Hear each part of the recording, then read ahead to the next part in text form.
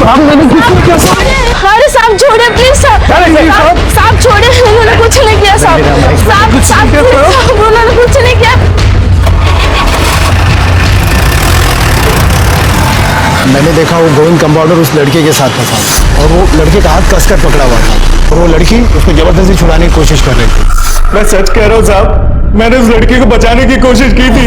हमारे हॉस्पिटल की बदनामी हो जाती।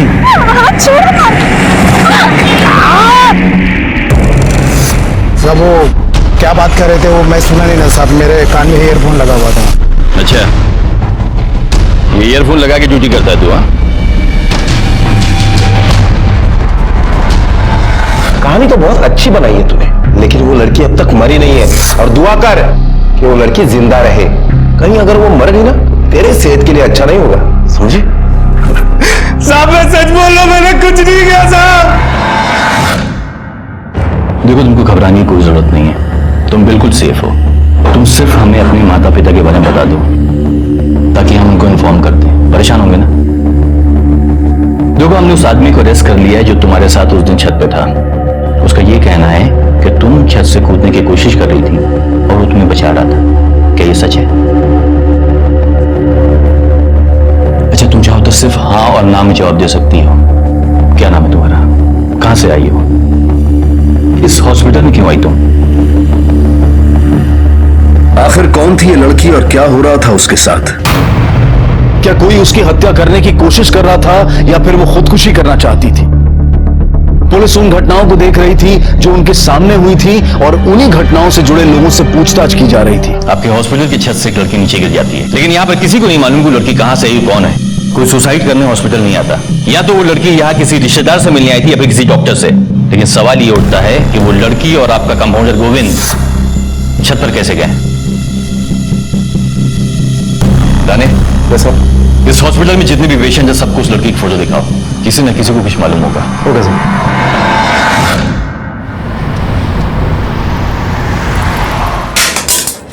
अरे ये क्या कर रही हो? क्या मोबाइल क्यों उड़ा रही हो? क्या पतिदेव, पुराना जाएगा तभी तो नया आएगा। अरे 3 महीने पहले खरीदा था मैंने, 15,000 रुपए का मोबाइल है वो। क्या चिंदीगिरी वाली बातें कर रहे हो? तुम्हें पता है वो लड़की अस्पताल की छत से कूद गई है।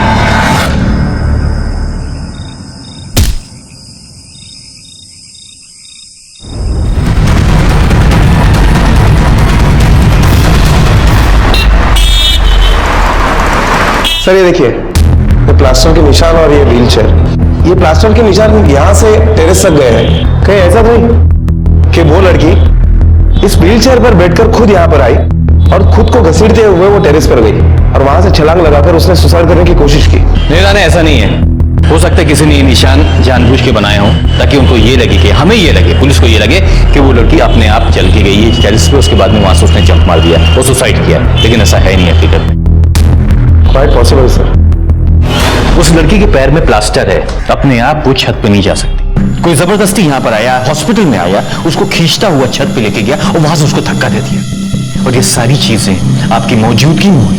लेकिन सर वो छत पे कैसे गई वो मुझे पता नहीं पड़ा। लेकिन सर आप यकीन कीजिए, इसमें हमारा कोई भी स्टाफ इन्वॉल्व नहीं है। ऐसी नीच हरकत आपके स्टाफ का एक आदमी अगर कर सकता तो मेरा शक किसी में भी जाएगा।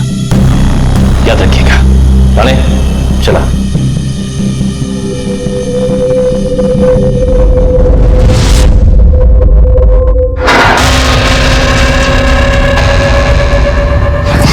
तेरी वजह से उस लड़की की जान अभी भी खतरे में है। उसे दोबारा मारने की कोशिश की गई है। अभी तो बता दी कौन मारना चाहता है उसे? साहब मुझे कैसे पता होगा, मैं तो यहाँ बंद हूँ। देख, मैं जानता हूं कि इस कांड में तेरे साथ और भी कई लोग हैं।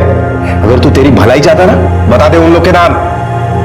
साहब मैं सच्ची बोल रहा हूँ, मैं किसी को नहीं जानता। खा ले। तुझे तो अपनी जान की परवाह है नहीं, लेकिन तेरी वजह से कंपाउंडर गोविंद जेल में बंद है। तू सच क्यों नहीं बता देती पुलिस को? देख, पुलिस के सामने मुंह खोल दे, सच बोल दे, गोविंद को जेल से छुड़वा दे। इस पर तो किसी बात का कोई असर नहीं है।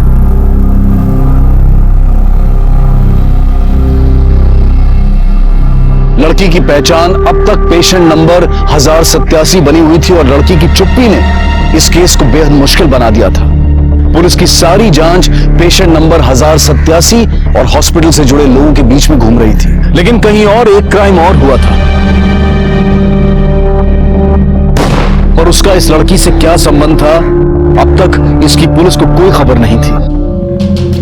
अरे रुकिए, कहाँ जा रहे हैं आप लोग? सब वो रचना से मिलना साहब। कौन रचना? वो जिसका फोटो डाला बाहर में आप लोगों ने। साहब वो हमारा बेटी है, वो से मिलना साहब हमको। देखिए आप लोग ऐसा नहीं मिल सकते, मुझे मेरी साहब से बात करनी होगी। अरे अपनी बेटी से मिलने के लिए आपके साहब की इजाजत लेनी पड़ेगी? हाँ देखिए आप लोग समझने की कोशिश कीजिए, मैं साहब से बात कर लेता हूँ, फिर आप मिल लीजिए। एक मिनट में बात कर लेता हूँ। Hello sir.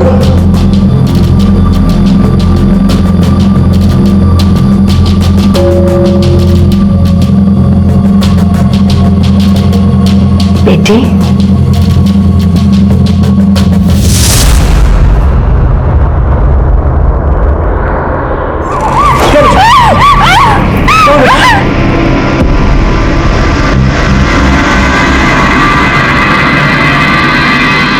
सर वो दो लोग जो खुद को इस लड़की के माँ बाप बता रहे थे, उनमें से जो औरत थी उसका मुंह इस लड़की ने नोच लिया सर, और उसके बाद वो दोनों भाग गए।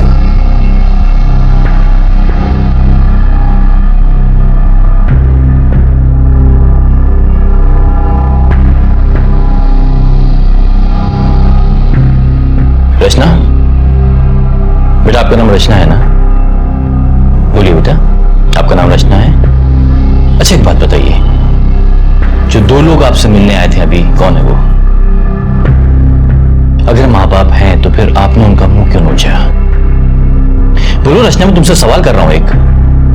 रचना, पेशेंट नंबर 1087 का पुलिस को नाम मिल गया था रचना, लेकिन वो अनजान लोग कौन थे जो रचना से मिलने आए थे और अपने आप को रचना के माता पिता बता रहे थे? और अगर वो सच में रचना के माता पिता थे तो रचना ने उनका मुंह क्यों नोच लिया था? आखिर क्या रिश्ता था उनका रचना से?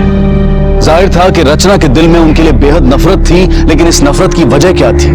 और पुलिस के सामने रचना ने चुप्पी क्यों साध रखी थी? सर एक लड़की अपने माँ बाप के साथ ऐसे कैसे बिहेव कर सकती है? कहीं ऐसा तो नहीं कि वो औरत और वो आदमी हमसे झूठ बोल रहे हैं कि लड़की उनकी बेटी है? हो सकता है रानी, लेकिन जब तक वो लड़की अपना मुंह नहीं खोल देती हम किसी भी नतीजे पे पहुंच नहीं पाएंगे। सर मुझे लगता है कि उस लड़की पर हमें प्रेशर बनाना चाहिए, सब कुछ सच उगल देगी। नहीं रानी, ऐसे हालात में हम उस पर कोई भी प्रेशर नहीं डाल सकते। तुम एक काम करो, उन दो लोगों के बारे में पता लगाओ, सीसीटीवी से उनकी फोटो निकालो, अपने सारे इन्फॉर्मर्स को बांटो। मुझे यकीन है कि कोई ना कोई क्लू जरूर मिलेगा। एक तरह से देख के बता, इन दोनों को जानता है? हाँ जानते हैं ना साहब, यहीं पास में घर है इनका, दोनों अपनी दुकान पे आते जाते रहते हैं। ये आदमी माधव मालवी नाम है इसका, और ये इसकी पत्नी जानकी। एड्रेस बता सकता है? पानी पियो घोड़ों के जैसे और काम गधों के जैसे करो। पता नहीं क्या सोच के तुम लोगों पे भरोसा कर लिया मैंने। अरे तो क्या करते, देखा नहीं बिल्ली की तरह नोच डाला है। अरे तुम हम गए थे तो कम से कम उसको लेकर ही आ जाते। अब तक चुप है वो, लेकिन अगर पुलिस के सामने कुछ बक दिया तो? चुप। सुनो, घर आ जाओ, कुछ काम है। तुम लोगों से तो कुछ होगा नहीं, इसलिए किसी और से ही करवाना पड़ेगा। निकलो तुम लोग यहां से।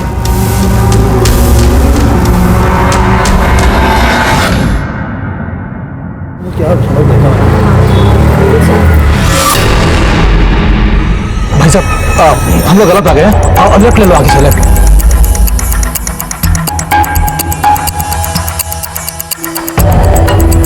सुनिए। हाँ जी। ये जानकी मालवी और महादेव मालवी यहीं पे रहते हैं क्या? हाँ सर यहीं पे रहते हैं। उनके घर पे ताला है, कहाँ गए कुछ पता है? कहाँ जा रहे हैं ये तो कुछ बोल के नहीं गए सर। अच्छा उनकी बेटी रचना, उसके बारे में कुछ बता सकती है आप? बेटी? सर उनकी कोई बेटी है ही नहीं। क्या? हाँ अच्छा, महादेव मालवी या जानकी मालवी का नंबर है आपके पास? हाँ जी सर है। सर, इनके घर पे तो ताला है और एक बात पता चली है कि रचना के माँ बाप है नहीं और पुलिस से बचने के लिए ये लोग फरार हो गए। तुम एक काम करो, उनकी फोन टैप करो, पूरी डिटेल निकालो, कब और किससे बात करते हैं, मुझे पूरी रिपोर्ट चाहिए। Okay sir. ये लड़की तेरे हॉस्पिटल में है, बड़ी सख्त जान, चाह ही नहीं रही। मतलब आप मुझे इसका... तू बिल्कुल सही समझ रहा है। इसके जीवन की ज्योति जो कि अखंड होती जा रही है, उसको बुझा दे। ये ले 30,000 रुपए, बाकी के काम होने के बाद लेकर जाना। ठीक है।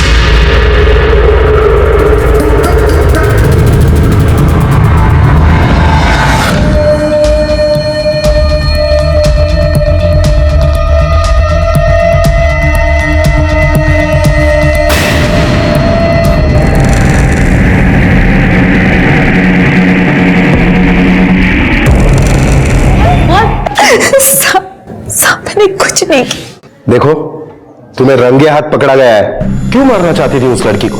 अब भी सच बताओ, वरना ये मैडम है ना। साहब, मैं एकदम सच बोल रही हूँ।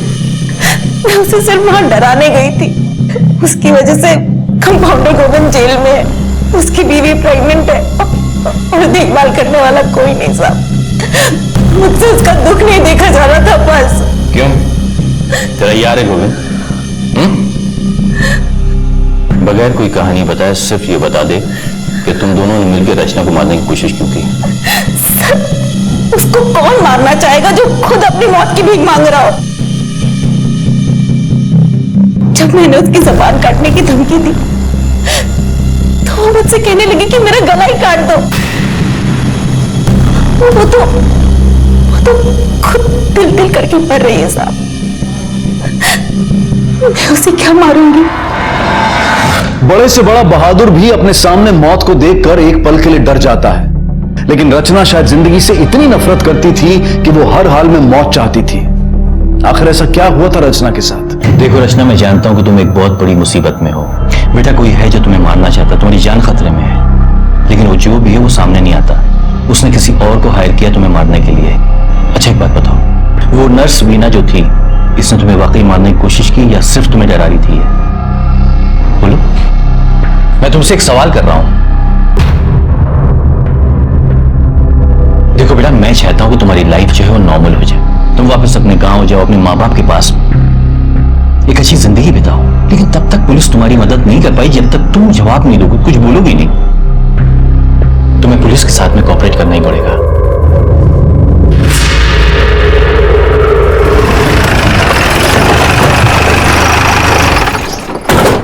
सर, ये रचना तो कुछ भी नहीं बोल रही है। रहा सर, ये नर्स का काम करने वाली वीना, उसके बारे में आपकी क्या राय है? रानी, ये कंपाउंडर गोविंद हो गया, फिर या नर्स वीना और ये कपल क्या नाम है इसका? जानकी और महादेव। ये सब सिर्फ प्यादे हैं, ये सिर्फ प्यादे। ये असली गेम तो कोई और खेल रहा है, लेकिन ये छोटी छोटी कड़ियां जिनको जोड़कर हम असली गुनहगार तक पहुंच पाएंगे, उसका गिरेबान पकड़ पाएंगे। याद रखना। सर, माधव और जानकी जो रचना के माँ बाप बनकर आए थे, उनकी कॉल डिटेल्स आ गई। कुछ पता चला? सर, डिटेल्स में तो ऐसा कुछ खास नहीं मिला है, लेकिन एक नंबर मिला है गोरखपुर का, जिसमें अक्सर इन लोगों की बात होती रहती है। और 13 नवंबर को इनकी आखिरी बार बात हुई थी। 13 नवंबर को? रानी, तुम एक काम करो, गोरखपुर चले जाओ, पता करो कि नंबर किसका, साथ में ये भी पता करो कि ये नंबर के साथ में इस केस का क्या संबंध। ये मुंबई पुलिस से है, ये आपसे कुछ पूछताछ करने के लिए आए हैं। इस फोटो पे जो दो लोग हैं, क्या जानते हैं आप उन्हें? सर, ये तो मेरे भैया भाभी हैं। आप इनकी फोटो क्यों दिखा रहे हैं? क्या बात है सर? और ये फोटो देखिए, इस फोटो में जो लड़की है, क्या पहचानते हैं आप इसे? नहीं पहचानते इसे। गौर से देखिए, पहचानने की कोशिश कीजिए। हमने कहा ना साहब, इसे हम नहीं जानते। सर, इनके लिए ये मर गई है, पर क्या हुआ है इसे? ये हमारी बच्ची रचना है, इसे क्या हुआ है सर? इसके सर में पट्टी क्यों बंधी है? देखिए, ये लड़की मुंबई के एक हॉस्पिटल में एडमिट है। 2 बार इसकी जान जाते जाते बच गई है। कैसे माँ बाप है आप? अपनी बेटी की खबर लेने की भी कोशिश नहीं की आप लोगों ने? वो हमारी बेटी तब तक थी जब तक वो इस घर के दहलीज के अंदर थी। जिस दिन से वो इस घर के दहलीज से बाहर गई है, समर के साथ भागकर, हमारे लिए वो मर चुकी है। अब वो जिए या मरे उससे हमें कोई मतलब नहीं है। हम उसका शकल भी देखना नहीं चाहते। देखिए, आप लोग सहयोग करें या ना करें, लेकिन पुलिस को तो अपना काम करना ही पड़ेगा। फिलहाल तो आप लोगों को मेरे कुछ सवालों को जवाब देने पड़ेंगे। ये रचना के मामा मामी उसके झूठे माँ बाप बनकर हॉस्पिटल में घुसे थे, और उसके बाद ऐसा क्यों किया उसने? सर, रचना तो अपनी मामा मामी से बहुत प्यार करती है, फिर वो अपने मामी का मुंह कैसे नोच सकती है? अरे नहीं साहब, इसके भैया भाभी है ही मक्कार। पैसों के लिए तो वो किसी को भी धोखा दे सकते हैं। रचना के साथ भी उन्होंने कोई ना कोई धोखा जरूर किया होगा। अच्छा, जिस लड़के के साथ रचना भागी थी, क्या नाम है उसका? समर, कहाँ रहता है? साहब, मैं समर का पिता हूं। पर बात क्या है साहब? आपका बेटा समर है कहाँ? अब वो तो 13 तारीख से ही गायब है। बुझवानी, हमने भी सुना है कि वो रचना के साथ कहीं भाग गया है। वो रचना के साथ नहीं है, बल्कि रचना तो मुंबई के एक हॉस्पिटल में कई दिनों से एडमिट है। 2 बार मरते मरते बची है वो। अब उसने सुसाइड करने की कोशिश की या कोई उसे मारना चाहता है, ये अब तक पता नहीं चला।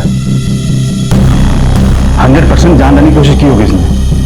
इतने यकीन से कैसे कह सकते हो? साहब, उसको उस लड़की से कोई प्यार वार नहीं था।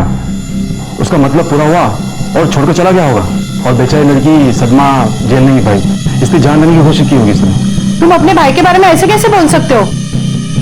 नहीं नहीं साहब, मेरा बेटा किसी लड़की को धोखा नहीं दे सकता है।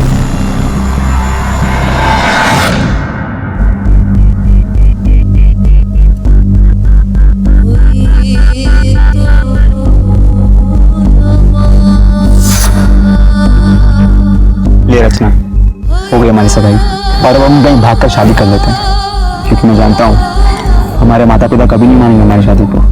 सच बताऊं समर, मेरा सिर्फ भाग के शादी करने का मन नहीं है। भागना तो पड़ेगा ही रचना, वरना जब कूद जाते हैं यहाँ पे साथ में। दोबारा ऐसे मत बोलना। अगर तुम ऐसे मेरे होठों पे हाथ रखती रही तो मेरा बार बार बोलने का मन करेगा।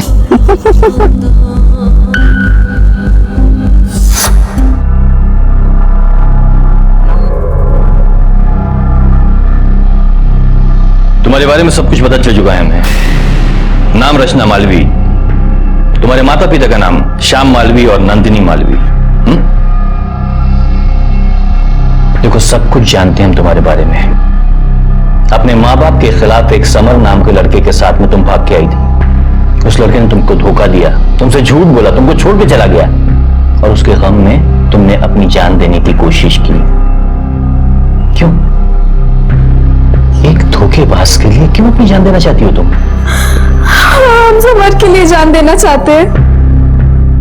समर ने हमें धोखा नहीं दिया है, समर धोखेबाज नहीं है। अगर समर ने तुमको धोखा नहीं दिया है तो फिर कहां है वो मार दिया मेरे समर को।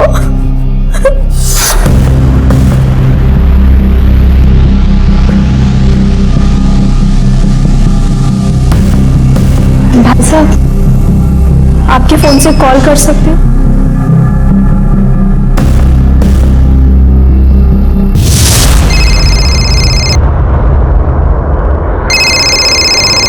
हेलो हेलो समर, हम रचना।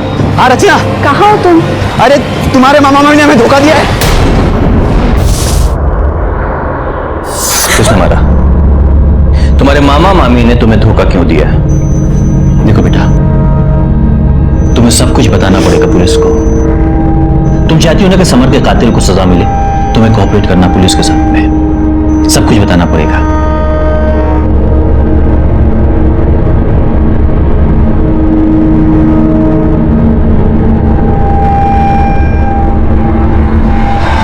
तेरह तारीख को समर के ऊपर किसी ने फायरिंग की थी, कुछ पता है किसने की थी? सब हमें नहीं, पूरा गांव को पता है। साहब, 30 सालों से हमारे पास बंदूक है, लेकिन उस दिन पहली बार गोली चलाई, लेकिन समर को मारने के लिए नहीं साहब, उसे धमकाने के लिए। तो उस दिन तुम्हारी गोली से समर बच गया था? फायर तो किया था मैंने, पर गुस्से में था साहब। 13 तारीख को जब मुंबई से उसके मामा मामी ने बताया कि रचना भागकर मुंबई गई, तो मैंने सोचा कि इसमें भी समर का ही हाथ होगा।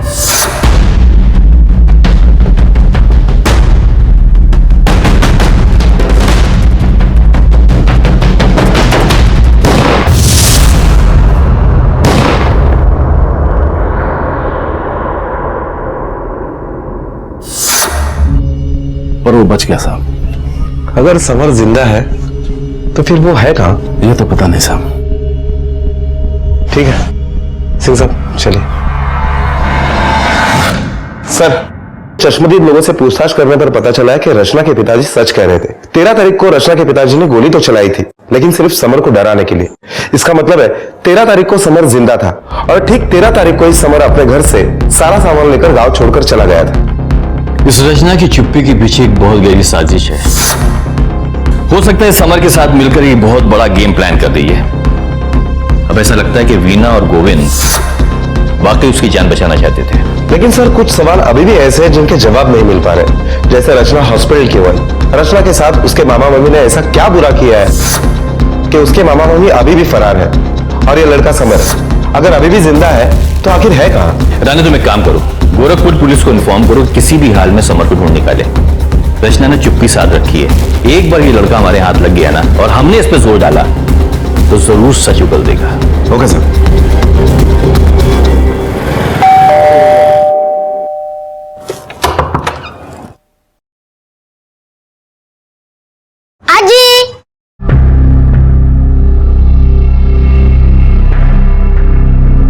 कैसा है मेरा बेटा? माँ ये देखो मैं क्या लेकर आई। और ये देखो ये भी। ये सब किस लिए? हमें इसकी कोई जरूरत नहीं है बेटा। माँ ये साड़ी है पूरी 10,000 की। और पापा ये देखो आपके लिए घड़ी पूरे 25,000 रुपए की है। 25,000 की पापा। हमें इसकी कोई जरूरत नहीं है। हमने जो तुमसे मांगा वो तो तुमने दिया ही नहीं। माँ मैं आपसे कहूंगी कि अपने हाथ काट कर दे दो तो दे दोगी क्या? और हाँ, दूसरों पे भरोसा करके देख लिया ना आपने। वो रचना दे दिया ना उसने धोखा। रचना, तुम्हारे लिए बहुत बड़ी खुशखबरी है। तुम्हें जान के खुशी होगी कि समर जिंदा है। उस दिन जो गोली की तुमने आवाज सुनी थी, तुम्हारे पिताजी ने समर पे ही चलाई थी, लेकिन वो गोली उसको लगी नहीं, वो बच गया। समर जिंदा है? कहाँ है वो? देखो, यही बात तो मैं तुमसे पूछना चाहता हूँ, कहाँ है समर? हमें कैसे पता होगा वो कहाँ है? देखो रचना, मैं अच्छी तरह से जानता हूँ कि तुम मुझसे कुछ छुपा रही हो। अगर तुमने पुलिस से सारी बातें छुपाई ना तो बहुत बड़ी मुसीबत में फंस जाओगी। बताओ कहाँ है समर? और ये मामा मामी की कहानी क्या है? ये बताओ कि जब वो यहाँ पर आए थे तुमने अपनी मामी का मुंह क्यों न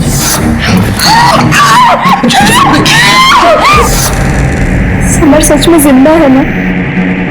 या आप हमसे झूठ बोल रहे हैं? हम तुमसे झूठ क्यों बोलेंगे? और वैसे भी अगर तुमने समर के बारे में नहीं बताया तो हम उसे खुद ढूंढेंगे।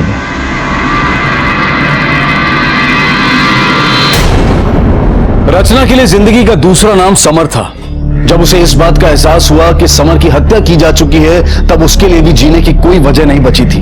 लेकिन अब जब उसे इस बात पर यकीन हो गया था कि समर जिंदा है तो उसके अंदर भी जीने की चाह जाग उठी थी। लेकिन रचना को अब भी पुलिस पर पूरा यकीन नहीं था, इसलिए वो पुलिस को अपने बारे में सब कुछ बताने को तैयार नहीं थी।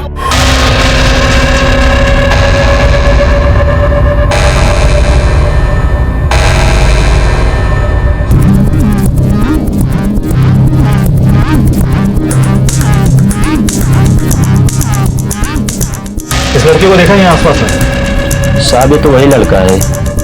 13 तारीख की कुछ 3-4 बजे की बात है। ये यहीं सामने से जा रहा था। एक ग्रे कलर की वैन यहाँ रुकी।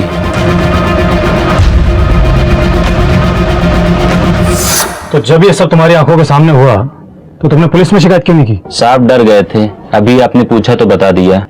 गाड़ी का नंबर याद है? नंबर तो नहीं देखा, लेकिन ग्रे कलर की वैन थी। सुन, जरा 2 मिनट यहाँ खड़ा रहे, मैं जाके आता हूँ।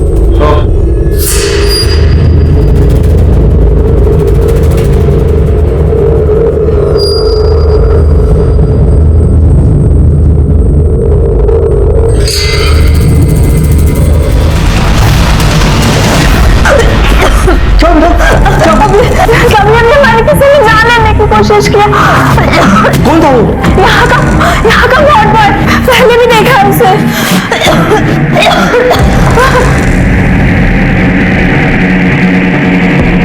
Hello sir.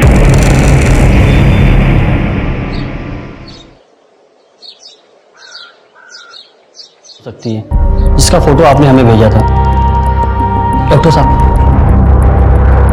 लाश तो समर की ही है। इसकी पोस्टमार्टम रिपोर्ट के मुताबिक इसके सर पर किसी रॉड जैसी चीज से 4 बार हमला किया गया और इसकी मौत भी उसी वजह से हुई है। मौत का वक्त है 13 तारीख को तकरीबन 3 से 5 के बीच। 13 तारीख की कुछ 3-4 बजे की बात है। 13 तारीख को इसको किडनैप किया गया था।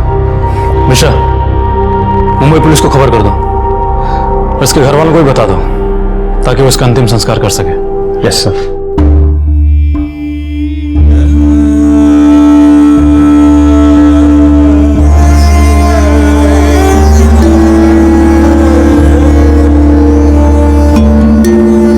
कभी सोचा भी नहीं था कि ऐसे दिन देखने पड़े। करिए भाई साहब, आपके बाकी और दोनों बेटे तो है ना? हाँ है। लेकिन अपने बेटे समर की चिता को आग लगा कर आ रहा हूं। ऐसा लगा जैसे कि मैं खुद को आग लगाती हूं। भाई साहब, मैं आपके सामने हाथ जोड़ता हूं, आप अपनी बेटी के पास चले जाइए। उसको आपकी जरूरत है। देखिए भाई साहब, जिंदगी ना कभी दोबारा मौका नहीं देती। सर, रचना पर हमला करने वाला वार्ड बॉय अनिल वो अब तक फरार है और हमारी कस्टडी में जो गोविंद है उसका क्या करें? देखो रानी, जब तक रचना का बयान नहीं आ जाता हम गोविंद को बेगुनाह मान ही नहीं सकते। ये समर के मर्डर के बारे में कुछ पता चला? नहीं सर, अब तक कुछ पता नहीं चला। सर, शायद समर का मर्डर एक ऑनर किलिंग हो। देखो रानी, जब तक सच्चाई नहीं सामने आ जाती हम किसी भी संभावनाओं से इनकार नहीं कर सकते। हो सकता है कि समर का मर्डर उसी ने किया हो जिसने रचना को मारने की कोशिश की है। हो सकता है सर। सर, कहीं सारे कांड में रचना के मामा मामी का तो हाथ नहीं? मुझे तो ये बहुत गहरी साजिश लगती है। यही वो मामा मामी हैं जिनके भरोसे पे रचना समर के साथ में घर से भागी थी। अब क्या हो गया ऐसा? उनसे इतनी नफरत क्यों करती है? रानी, तुम एक काम करो, ये मामा मामी की पूरी डिटेल्स निकालो। कहां जाते हैं, किससे मिलते हैं, किससे बातें करते हैं, ये इनके बैंक अकाउंट्स, इनकी कॉल डिटेल्स, सारी चीजें बारीकी से चेक करो। कुछ ना कुछ सुराग जरूर मिलेगा। Okay okay sir. हेलो,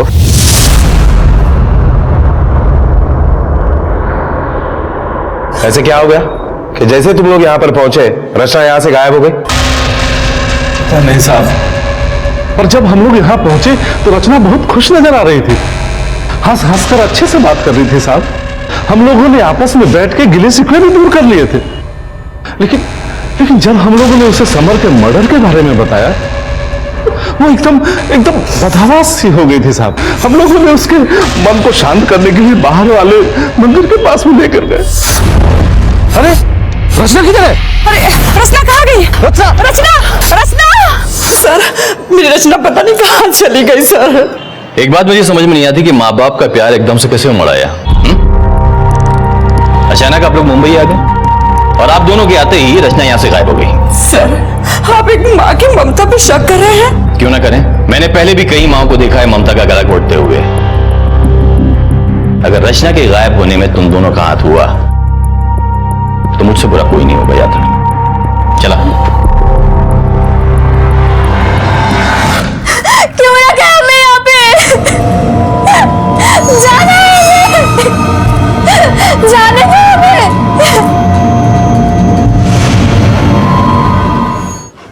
रचना की मामा की डिटेल्स आ गई है। रचना का मामा एक किराने की दुकान चलाता है जो चलती नहीं है और रचना की मामी एक ब्यूटी पार्लर में नौकरी करती है। सर, इसके बावजूद भी रचना की मामा के अकाउंट पर 12 तारीख को 2 लाख रुपए चेक से जमा हुए हैं। ये चेक किसने इशू किया? मेरे कहने का मतलब है किस अकाउंट से इशू किया गया है? सर, कोई लेडी है मोहिनी नाम की, हम उसके घर पर भी गए थे लेकिन वो भी गायब है। कमाल है, चेक देने वाला गायब, चेक लेने वाला गायब। यहाँ दाल में काला नहीं है रानी, पूरी की पूरी दाल काली है यहाँ पर। तुम्हें मालूम है इस तरह के कांड में जब ट्रांजैक्शन होता है पैसे का तो कैश में होता है, किसी तरह चेक नहीं दिया जाता, क्योंकि 8 नवंबर को नोटबंदी थी, इसलिए मजबूरन जो पेमेंट हुआ है वो चेक में हुआ है। सर, आपका शक सही है। इस पूरे मामले में कोई तो ऐसा है जो इन सभी लोगों का इस्तेमाल कर रहा है एक मोहरे बनाकर। लेकिन ये खेल कौन रहा है? क्या वो मोहिनी हो सकती है? वैसे भी ये तुम्हारी बहन की बेटी है, कोई तुम पे शक नहीं करके, समझे?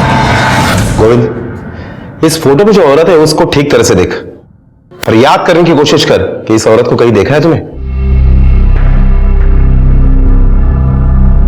हाँ साहब, इसको हॉस्पिटल में कई बार देखा है, पर ये कौन है, क्या करते हैं, मुझे नहीं पता साहब।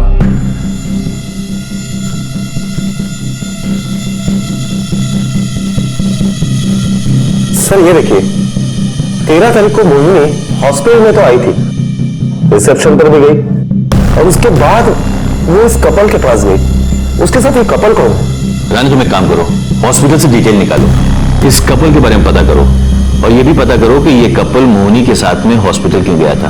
Okay sir. मिस्टर जोशी, इस लड़की का नाम है रचना और ये है मोहिनी। इन दोनों को जानते हैं आप? जी नहीं। जी नहीं, हम तो नहीं जानते। माँ, पुलिस से झूठ क्यों बोल रही है? अगर आप ऐसा करोगी तो आप पापा को और मुश्किल में डाल दोगे।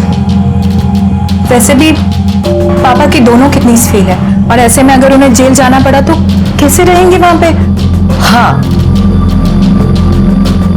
हाँ, इनके दोनों किडनीज फेल है। इंस्पेक्टर साहब, अपनी जान बचाने के लिए मुझे एक डोनर की जरूरत है, लेकिन मेरी ये बेटी सिमी, इसने मुझे अपनी किडनी देने से साफ मना कर दिया।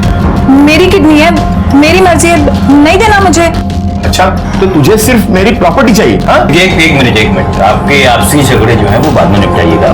मैं सिर्फ आपसे ये सवाल करना चाहता हूँ कि आप मोहिनी से क्यों मिले थे? दरअसल मोहिनी ने खुद हमें कांटेक्ट किया था, कह रही थी कि वो किडनी का इंतजाम कर सकती है, 15 लाख लगेंगे और रचना को भी वही लेकर आई थी कहीं बाहर। उसी ने सारे टेस्ट कराए हमारे।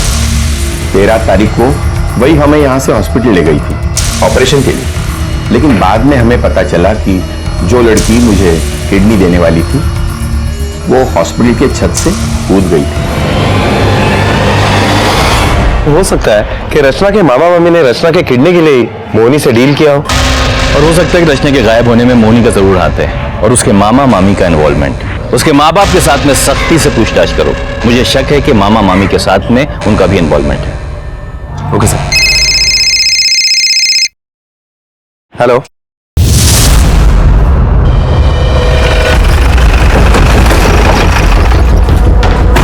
तेरी बीवी कहाँ है? साहब वो भाग गई साहब। सच कह रहा है? हाँ हाँ साहब। रानी, इसको हॉस्पिटल लेके जाओ। चलो। साहब, हमें पैसे की बहुत जरूरत थी। हम वो मोहिनी को जानते थे, हम उसको बताए तो बोली कि उसको किडनी की जरूरत है और साहब वो किडनी के लिए 5 लाख रुपए तक देने को तैयार थी और उस समय रचना मुंबई में थी। देखो रचना, तुम्हारे माँ बाप ने तुमको यहाँ पर इसलिए भेजा है ताकि तुम समर से न मिल सको, लेकिन हम समर से तुम्हारी शादी करवा सकते हैं, पर बदले में तुम क्या करोगे? क्या करना होगा मुझे मामा जी? क्या क्या कर सकते हो तुम? समर के लिए मैं अपनी जान भी दे सकती हूँ। अपनी एक किडनी दे सकती हो?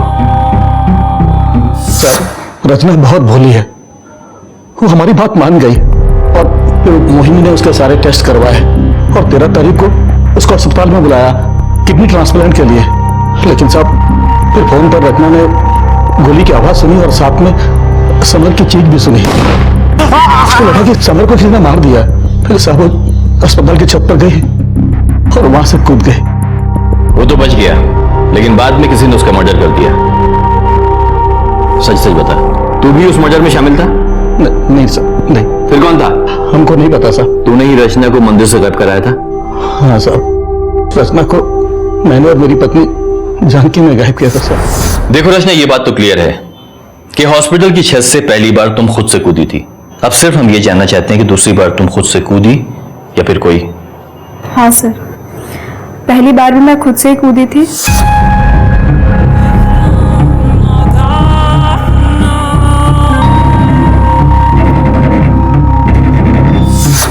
और दूसरी बार भी।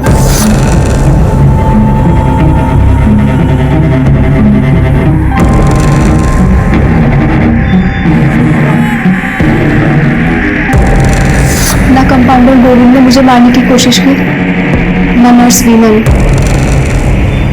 मैं खुद से ही मरना चाहती थी। रानी, रचना के बयान से साफ है कि गोविंद और वीना ये दोनों बेकसूर है, उन्हें छोड़ दो। ये समर के मर्डर के बारे में कुछ पता चला क्या?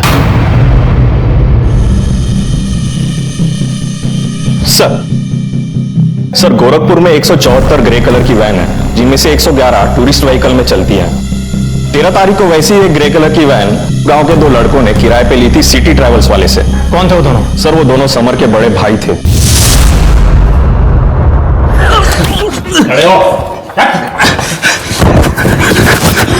बोल। साहब, हमने अपने छोटे भाई को मारा। साहब वो दूसरी जाति की लड़की से शादी करने वाला था और हमारी इज्जत पूरी दांव पे लगी हुई थी, इसलिए उसके घर से निकलते ही हमने गाड़ी किराए पे ली और सुनसान जगह पे ले जाके उसको मार दिया। अमर, कहाँ जा रहा है? अरे चल, आपको अरे चल।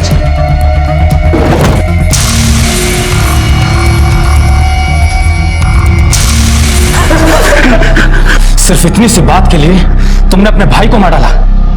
एक बार भी नहीं सोचा तुम्हारे माँ बाप पर क्या बीतेगी। 3 बेटे होने के बाद भी अब उन्हें पूरी जिंदगी बेऔलाद होकर गुजारनी पड़ेगी।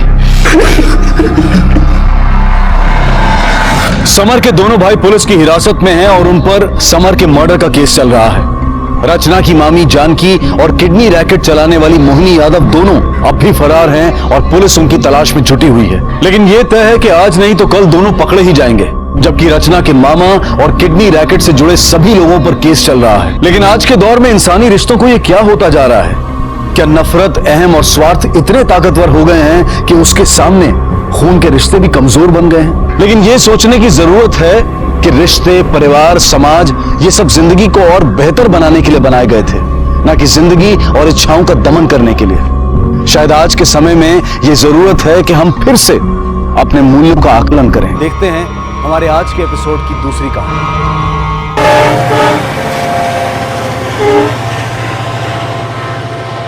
मुंबई से तुम्हारे गांव पहुंचते पहुंचते 2-2.5 घंटे लगेंगे। वक्त बहुत कम है, काम बहुत ज्यादा, इसलिए बिना वक्त बर्बाद किए बताओ, ये रति तुम्हें कहाँ मिली थी और कब मिली थी? साहब, रति और मेरी पहली मुलाकात हमारे गांव के डॉक्टर राणे के क्लिनिक में हुई थी। क्लिनिक में? जी, 7-8 साल पहले की बात है। मैं ट्रैक्टर से नीचे उतरता था, गिर गया, एक कुल्ले की हड्डी टूट गई। वो राणे डॉक्टर ने मेरा ऑपरेशन किया। अभी चेकिंग के लिए आना पड़ता है 1-2 महीने में। डॉक्टर हो यार, धीरे से दर्द हो रहा है ना। अरे घबराए मत सरपंच जी, भला हो अपनी गांव की मिट्टी का, हवा का और जो घी आपने खाया है, ये तो मामूली मोच है, कुछ दिनों में सही हो जाएगा। अब घबराए मत, मैं कुछ दवाई लिख के देता हूँ, है ना? घबराइए मत, तुम्हारा क्या जाता है डॉक्टर? तो फिर मैं चलता हूँ। हाँ, अरे सुनिए, अभी आप निकल सकते हैं, लेकिन 4-5 दिन कंटिन्यूअसली आपको यहाँ आना होगा,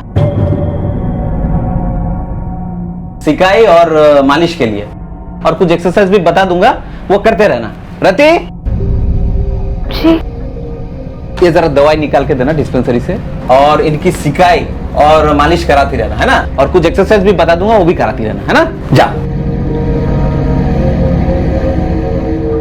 डॉक्टर। हाँ जी। ये रति है, हमारे यहाँ काम करती है, बेचारी अनाथ है। आज से ये आपका ख्याल रखेगी, आप बिल्कुल परेशान मत हो, आपका बहुत सही हो जाएगा, है ना? हाँ जी जी। साहब, रति सीरत और सूरत से बहुत अच्छी लड़की थी। उसके दिन रात सेवा करने से ही मैं ये लंगड़ते हुए भी चल सकता हूँ, हाँ, वरना नहीं चलता था। रति बेटा, तुझे हाथ जादू है, बहुत अच्छा लगता है, तू मालिश करती है तभी। आप ना ऐसे आते रहा करिए, तो मैं ना आपकी मालिश करके आपका सारा दर्द निकाल दूंगी। बेटा मतलब ये किसने सिखाया ये सब? मुझे डॉक्टर साहब ने सिखाया। अरे वाह, होशियार है। उसके पहले मैं उससे जानता तक नहीं था, लेकिन जब भी वो सामने आती थी तो एक ऐसा लगाव मन में उत्पन्न होता था। ऐसा लगने लगा कि नहीं, ये अपनी कोई बेटी जैसी है।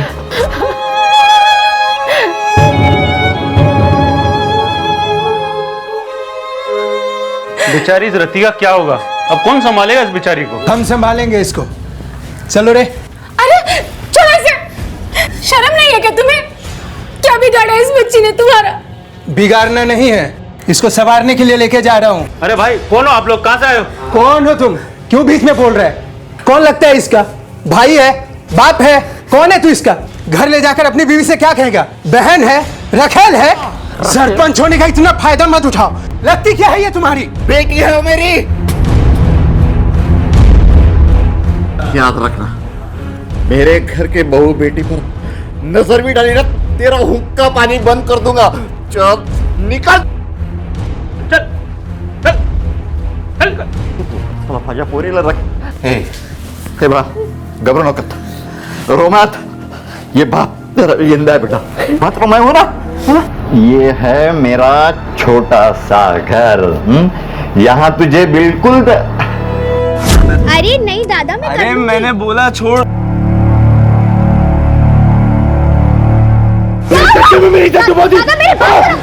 बोली ना ना अंदर आती है ना, आपलंच घर समझ। हे बघ, यहाँ तुझे कोई किसी बात की तकलीफ नहीं होगी। जो भी तुझे ना चाहिए मुझे बोल देना, मैं ले आऊंगा। पूरी बेटा, पूरी बंगल्या घरात रडायचं नसतं, सुखी रहेगी। बाबू साहब, रति अपने नए घर में यानी मेरे घर में बहुत खुश थी। तभी मेरा बेटा शशांक, जो पूना में हवाई जहाज उड़ाने की ट्रेनिंग ले रहा था, वो छुट्टी में घर आया। वो रति को देखकर ऐसा लगता था कि उसे प्यार करने लगा है, उसको लगाव हो गया है रति से।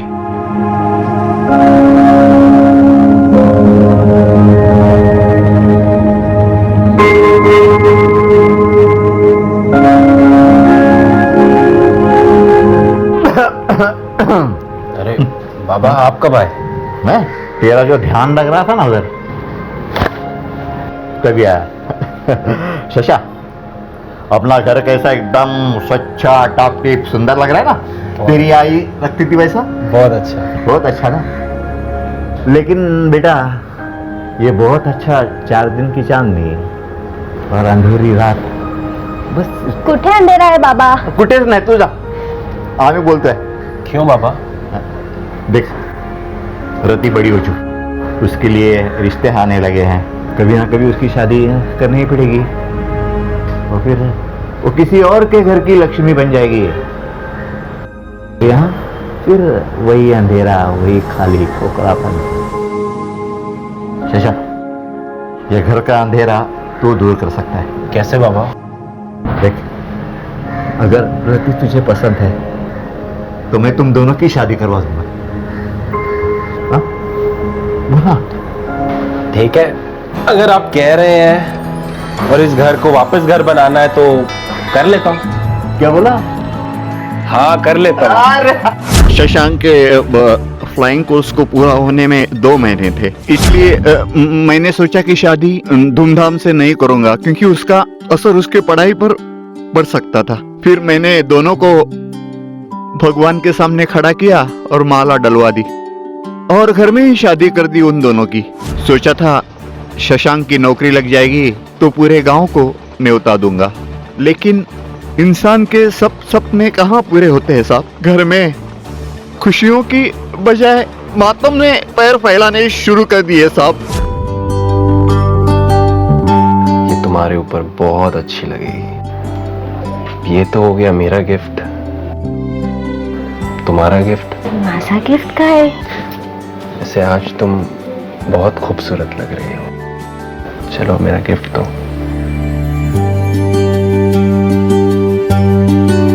मेरे बेटे की, शशांक की सुहाग रात रति और मेरे लिए मनहूस रात बन गई साहब, मनहूस रात।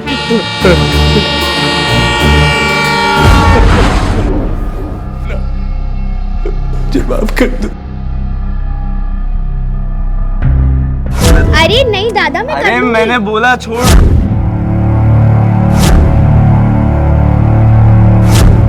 सरपंच की कहानी के अनुसार रति की मौत 6 महीने पहले आग लगने से हुई थी, लेकिन इसके बिल्कुल विपरीत रंजन के अनुसार उसकी मौत 8 साल पहले ट्रेन से धक्का देने की वजह से हुई थी। इस सब के बीच मित्रा के पड़ोसियों और आसपास के लोगों के मुताबिक उन्होंने रति यानी उस रहस्यमयी लड़की को अपने इलाके में इन घटनाओं के दौरान देखा।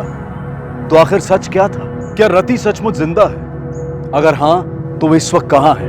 और सब साहब यही वो जगह है जहां मेरी बहू और बेटा जलकर राख हो गए। चलिए।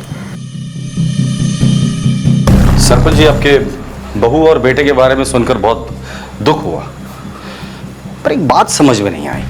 कौन सी? रंजन को तो आप जानते ही होंगे। ये रंजन कौन है? रंजन कौन? रंजन एक मुंबई में मर्डर केस में हमारा प्राइम सस्पेक्ट है। इस वक्त हमारे कस्टडी में है वो, और उसकी इंक्वायरी आप हमारे पुलिस स्टेशन के बाहर कर रहे थे। ओ, रंजन को क्यों पकड़ा? मर्डर का केस है उसके ऊपर, अंदर पूछताछ चालू है। आपकी होने वाली बहू का वो भाई भी है।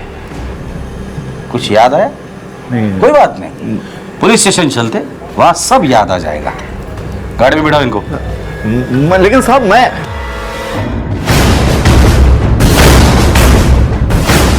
मात्रे इन्हें लगा हम यहाँ पिकनिक मनाने आ रहे हैं, तो रास्ता काटने के लिए इन्होंने एक कहानी हमें सुनाई। बहुत ही घटिया और वाहियात कहानी थी। रंजन को आपने नहीं पहचाना, कोई बात नहीं, लेकिन रति को पहचान कर आपने गलती की। अब सच क्या है वो तो हम बाहर निकाल के ही रहेंगे, और वो भी आपके जरिए। साहब क्या माता विश्वास ठेवा, वाकई में किसी रंजन मिंजन को नहीं जानता। मात्रे शादी में जो बाराती आते हैं ना, उनमें कुछ खास रिश्तेदार होते हैं जिनको रिक्वेस्ट करनी पड़ती है, मिन्नतें करनी पड़ती है कि भाई खाना खा लो, खाना खा लो। बिना खातिरदारी के ये खाना नहीं खाएंगे। डोंट वरी सर, इनकी ऐसी खातिरदारी करूंगा कि पूरी बारात के लिए बना खाना ये अकेले ही खा जाएंगे, और फिर सिर्फ सच उगलेंगे। पुलिस को ऐसा लग रहा था कि सरपंच ने उनसे जो कुछ भी कहा था वो झूठ था, लेकिन सवाल यह उठ रहा था कि अगर सरपंच ने झूठ बोला था तो क्यों? और सवालों की फेहरिस्त में सबसे ऊपर सवाल यह था कि रंजन, उसकी बहन और इस सरपंच का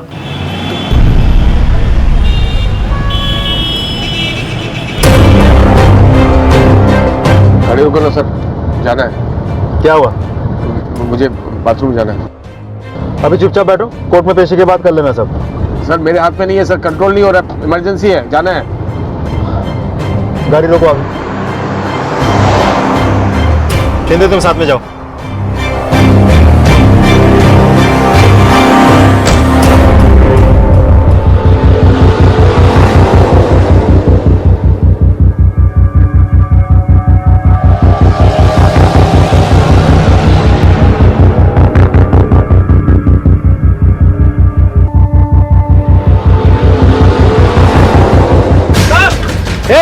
शिंदे रोको उसे।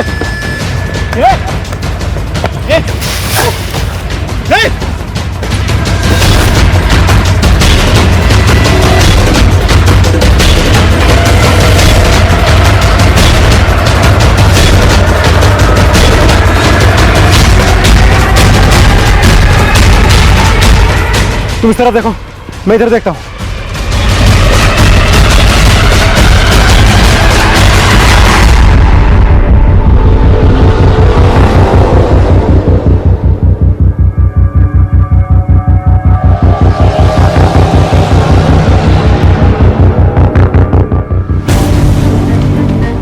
रति?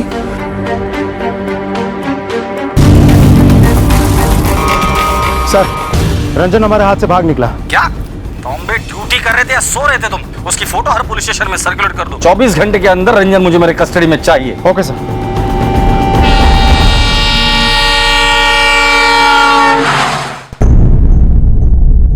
देखो, तुम समझने की कोशिश करो, मुझे ये काम अभी करना है। तुम जल्दी मेरे घर आओ। ओके ठीक है, उस लीड को फॉलो करो तुम। तांबे को पलक से रिलेटेड कोई लिंक मिली है।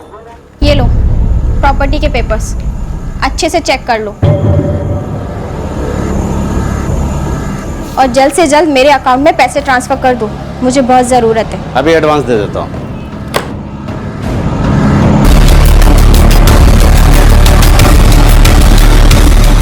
प्रॉपर्टी बेचने की इतनी जल्दी क्या थी?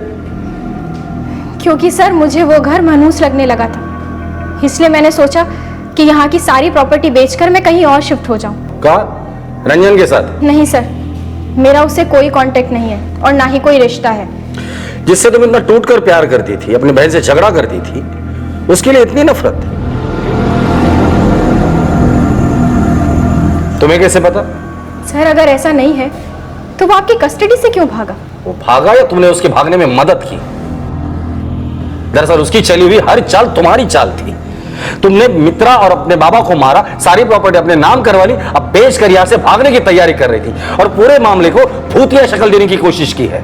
सर ये सब झूठ है, मेरा विश्वास कीजिए, मैंने कुछ नहीं किया है। सब तुमने ही किया है। ये बताओ रति बनने का नाटक क्यों किया और क्या जानती हो रति के बारे में?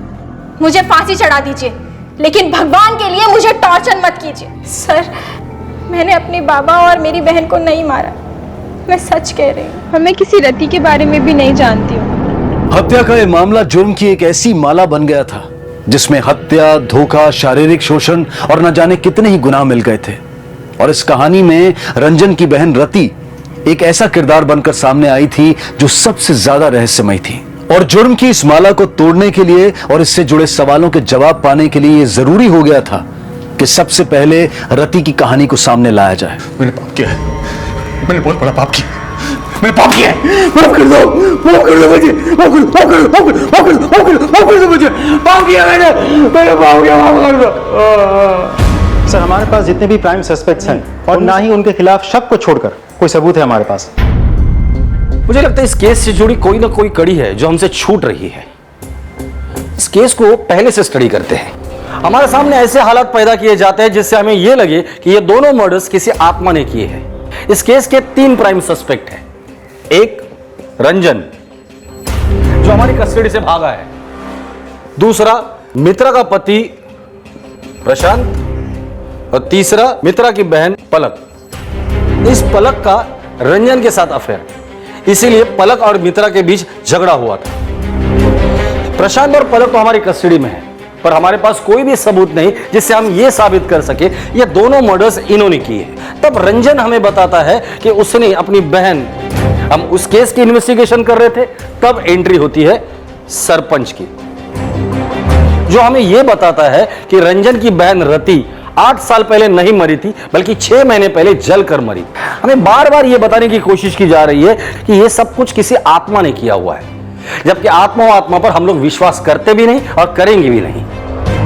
ये रति और शशांक, इनकी पोस्टमार्टम रिपोर्ट तुम लोगों ने खुद चेक की थी? यस सर, दोनों बॉडीज पूरी तरह से जल चुकी थी। पर ये शिनाख्त किसने की थी? सरपंच ने सर। सरपंच, याद है उसने क्या कहा था हमसे? मेरे बेटे की, शशांक की सुहाग रात रति और मेरे लिए मनहूस रात बन गई साहब। याद है हमने ट्रेन में एक थियोरी बनाई थी कि हो सकता है रति ने अपनी मौत का नाटक किया हो, इसीलिए वो मुंबई में दिखाई दे रही है। पीएसआई महातर को कांटेक्ट करो, उसे कहना गांव के आसपास जितने भी मॉर्ग रूम हैं वहां जाके पता करे कि उस मॉर्ग से कोई लाश या लाशें गायब हुई है क्या। अगर इसका जवाब हमें मिल जाता है ना, तो समझ लो ये केस हमने क्रैक कर दिया।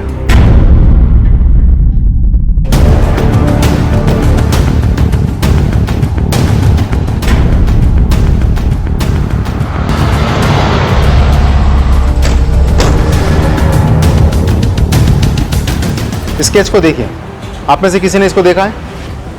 सब बिलीवर्स सर, हमने इसे नहीं देखा है। ध्यान से देखिए, आप लोगों में से किसी ने इसको देखा है?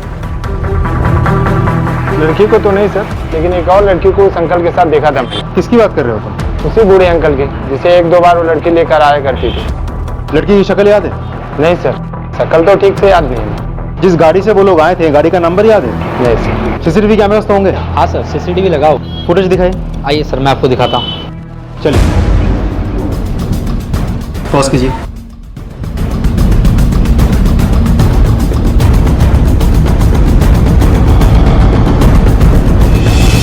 हाँ, एक गाड़ी का नंबर लिखो, MH02-2111। मुझे इस गाड़ी की सारी डिटेल्स चाहिए। सर, एक लीड मिली है। एक लड़की को सरपंच के साथ उसी लॉज में देखा गया है जहां वो ठहरा हुआ था। और इंटरेस्टिंग बात यह है कि उसका फ्लैट मित्रा के फ्लैट के एरिया में ही है। नाम क्या है उसका? जी, मेरा ही नाम सीमा पवार है। मैं भी उसी गांव से हूँ। मेरे पिताजी और सरपंच अंकल दोनों बहुत अच्छे दोस्त हैं।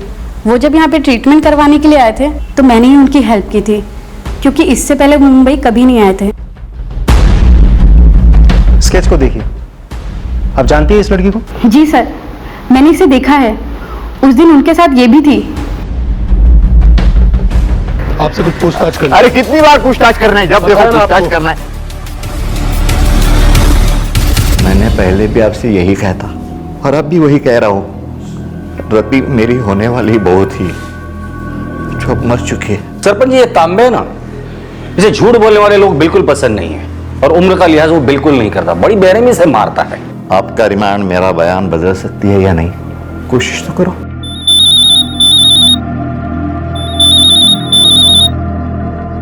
हेलो,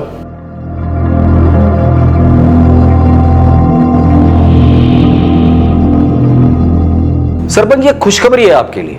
गांव के जिस मॉर्ग से आपने एक लाश खरीदी थी ना, उसे लोकल पुलिस ने पकड़ लिया है। हड्डी पसली एक की है, जेल में बैठ के रो रहा है। अब फैसला आपका, सच बोलना है या हड्डी पसली तोड़ दूं?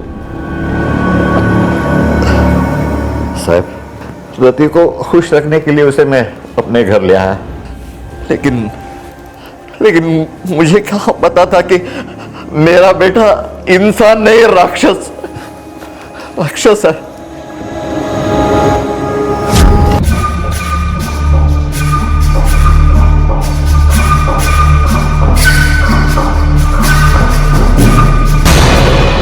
जी, कुछ चाहिए आपको? प्यास लगी।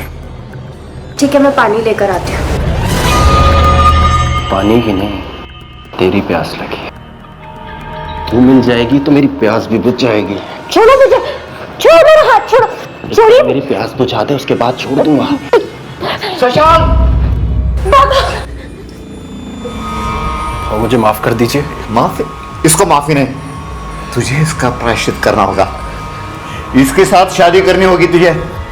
नहीं बाबा, ये क्या बोल रहे हो आप? मैं इससे कोई शादी वादी नहीं करने वाला हूँ, और वैसे भी ये मेरे टाइप की नहीं है। टाइप वाले, वाह रे वाह। जब तूने इसका हाथ पकड़ा तभी ने सोचा तेरे टाइप की है क्या नहीं। एक बात कान खोल के सुन ले, इससे तुझे शादी करनी होगी, वरना मेरी दौलत का एक फुट्टी कौड़ी भी तुझे नहीं मिलेगी। तू ये भूल जा, तेरा कोई बाप था, समझा? ठीक है बाबा, अगर आप मेरी गलती की यही सजा देना चाहते हैं, ठीक है। अपना फ्लाइंग कोर्स खत्म करने के बाद इस लड़की से शादी करने के लिए तैयार हूं। कर्मचाऱ्यांना अटक, सोल्यामा फटकवलं पाहिजे। लाच मागतायत, गरिबांची कामं। बाबा, बाबा, मुझे आपसे बहुत जरूरी बात करनी है। आओ ना, आ बैठ बैठ बैठ बैठ, बोल। बाबा, मैं आपसे एक सच बताना चाहती हूँ। बोल बेटा, कौन सा सच? वो सच जो आप जानने के बाद शायद मुझे अपने घर की बहू कभी स्वीकार नहीं करेंगे बाबा।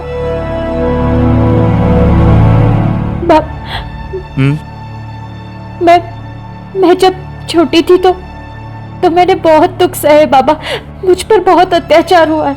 हाँ। बचपन में मामा ने मुझसे जबरदस्ती करने की कोशिश की, और फिर नासिक में लल्लन ने।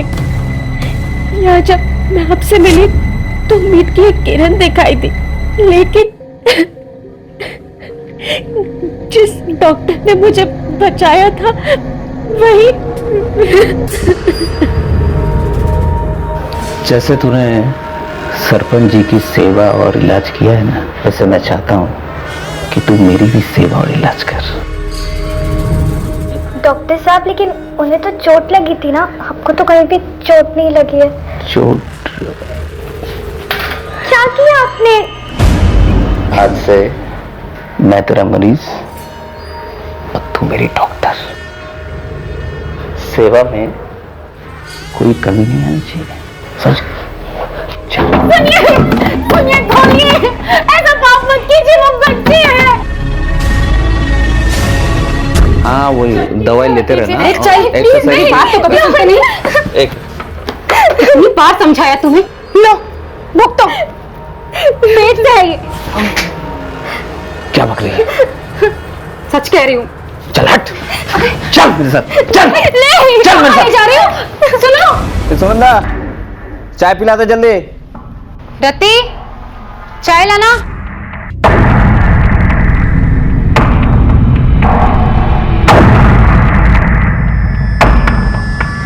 ए,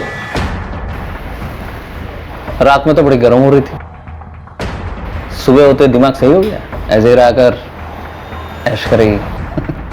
जा।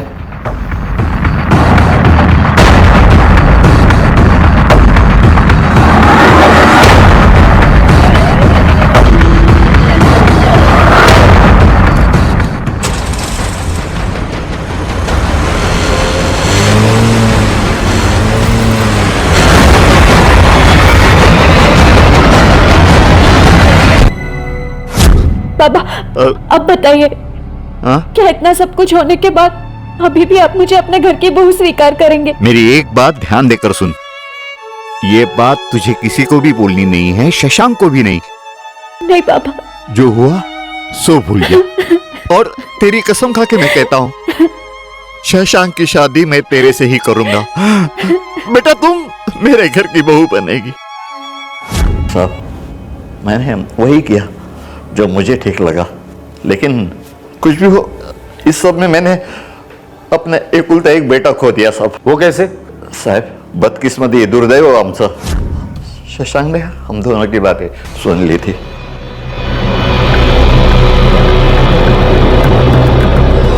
वो इस बात का फायदा उठाना चाहता था। वो शादी से पहले ही रति से शारीरिक संबंध रखने के लिए उसे ब्लैकमेल करता था साहब। पुलिस की तमाम कोशिशों और सरपंच के बयान ने यह साबित कर दिया कि वो रहस्यमय लड़की यानी कि रति अब भी जिंदा है। अब पुलिस के सामने बस एक ही चुनौती थी, रति को ढूंढना और उसे गिरफ्तार करके ये पता करना कि उसका और उसके भाई रंजन का मित्रा और मित्रा के पिता की हत्या से क्या संबंध है। मैं रति और रंजन का पता चाहिए।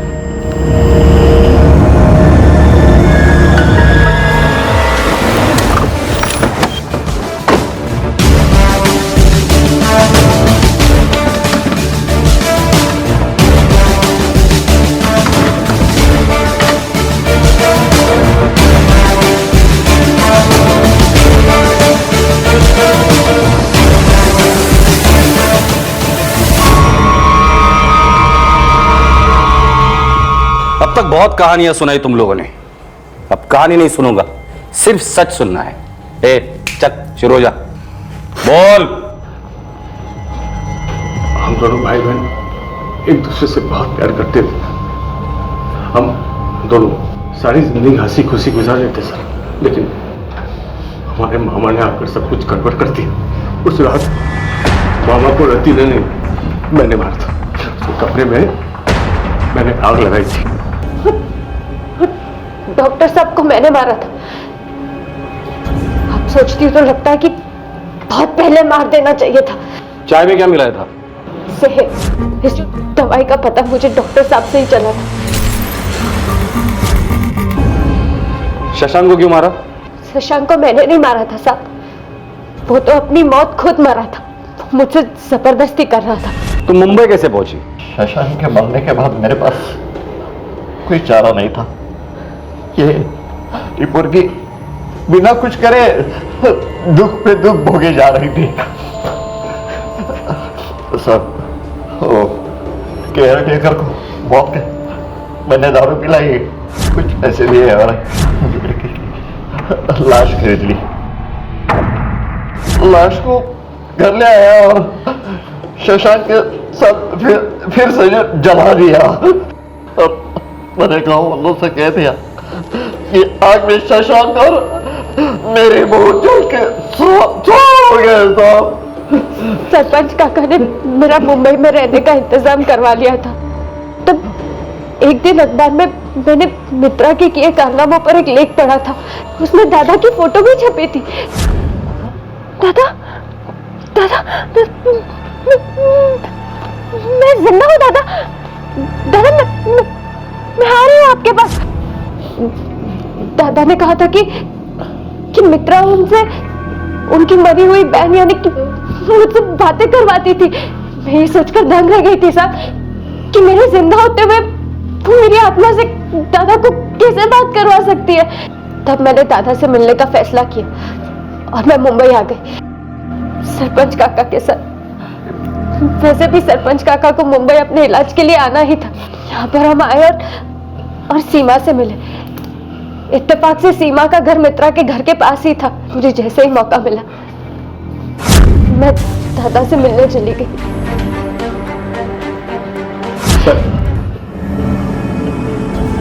जब मैंने रति को अपने आंखों के सामने खड़ा पाया जिंदा, तो मेरे होश ही उड़ गया सर। पिछले 8 साल की पूरी तस्वीर मेरे आंखों के सामने आ गई। रति को चलती ट्रेन से धक्का देने के बाद जब मुझे मेरी गलती का एहसास हुआ तो मेरा मन हाथ में हिलाने से भर गया था सर। मेरी एक छोटी सी गलती ने रातों की नींद हराम करती थी सर। मैं प्रायश्चित करना चाहता था सर। मैं अपनी बहन से बात करना चाहता था। मैं बहन को पाना चाहता था फिर से। फिर अचानक एक दिन मुझे पता चला कि मुंबई में एक औरत मित्रा नाम की है जो आत्माओं से कांटेक्ट कराती है। फिर मैंने 7 से 8 साल उस औरत की सिर्फ इसलिए गुलामी की सर ताकि वो मेरी मरी हुई बहन से बात करा सके। और जो मैंने पाप किया था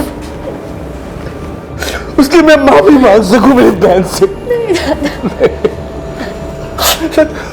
उस औरत ने मुझे अपनी बहन से बात भी करवाया सर। तो मुझे यकीन हो गया सर कि मेरी बहन मर चुकी है और मैं उसकी आत्मा से बात कर रहा हूं। लेकिन जब रति को मैंने सामने देखा तो मुझे एहसास हुआ कि उस औरत ने मुझे बेवकूफ बनाया था सर। वो औरत उसका बाप दोनों मिलकर मुझे बेवकूफ बना रहे थे सर। अगर वो दोनों मुझे बेवकूफ नहीं बनाते सर मैं अपनी बहन को खोज निकालता। उसको कुछ बर्दाश्त नहीं करना होता जो ये सह चुकी थी। इसलिए मैंने उसका पहले बाप को मारा सर। ये सब आपको पता था ना? देखो, तुम लोगों के साथ जो कुछ भी हुआ वो गलत था, लेकिन तुमने जो किया वो भी गलत था।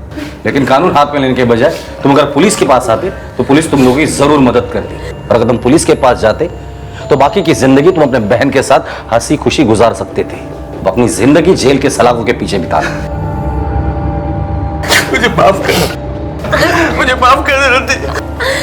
मुझे माफ कर दे, अपने भाई को माफ कर दे। हम जिस दुनिया में रहते हैं, जिसमें जीते हैं, ठीक उसी दुनिया में एक दूसरी दुनिया भी है जो कि उतनी ही भरी हुई और आबाद है जितनी कि हमारी दुनिया। और इस दूसरी दुनिया से हमारी इस दुनिया का और हमारी जिंदगी का गहरा संबंध भी है। और वो दूसरी दुनिया है हमारे दिमाग की दुनिया, जो हर तरह के विचारों से और भावनाओं से आबाद रहती है। अच्छे विचार, बुरे विचार, शक, लालच और इंसानी सोच से जुड़ी हर भावना हमारी इस दिमागी दुनिया में रहती है और लगातार हमारी जिंदगी को प्रभावित भी करती रहती है। अगर विचार और भावनाएं सकारात्मक हैं, सही हैं, तो उनके प्रभाव भी सकारात्मक और अच्छे ही होते हैं। लेकिन अगर विचार गलत या दूषित हैं तो उसका प्रभाव हमारी जिंदगी को भी दूषित कर देता है और कई मामलों में बर्बाद भी, जैसा कि मित्रा, रंजन, प्रशांत और इस कहानी के अन्य किरदारों के साथ हुआ। इन सब की सबसे बड़ी गलती यह थी कि इन्होंने अपने दिमाग में उठने वाले गलत करने के विचार के सामने हथियार डाल दिए और उसी गलत विचार ने इनकी जिंदगी तबाह कर दी। हत्याओं की इन गुत्थियों को सुलझा लिया गया, लेकिन रंजन अपने अपराध बोध का सामना नहीं कर पाया और अपना मानसिक संतुलन खो बैठा और उसका इलाज इस वक्त एक मानसिक चिकित्सालय में चल रहा है। रति पर अदालत में केस फाइल कर दिया गया है, जिसमें उसकी पैरवी के लिए एक एनजीओ ने उसकी मदद की पेशकश की है। हम उम्मीद करते हैं कि रति को अदालत से इंसाफ मिले और हमें इस कहानी से एक सबक। इसी विचार के साथ अब मैं अनूप सोनी आपसे विदा लेता हूं। फिर मुलाकात होगी अगले एपिसोड में एक और चौंका देने वाले केस के साथ। तब तक अपना और अपने परिवार का ख्याल रखें और देखते रहें क्राइम पेट्रोल डायल 100। सबक एक को, सीख हम सबको। जय हिंद। इस तरह के और भी एपिसोड देखने के लिए हमारे चैनल को सब्सक्राइब करें और बेल आइकन दबाना ना भूलें।